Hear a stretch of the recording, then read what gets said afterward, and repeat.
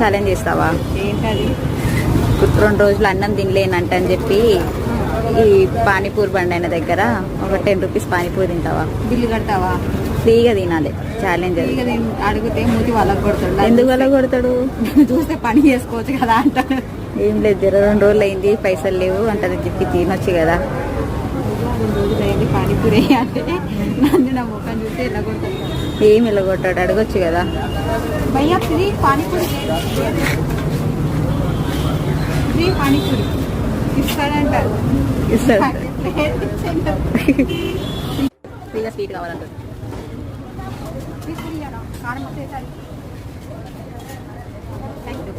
ఫ్రీగా స్వీట్ పూరి కూడా ఇచ్చాడా? నాకు రేపు ఏదైనా తినిపించాలి, ఓకేనా?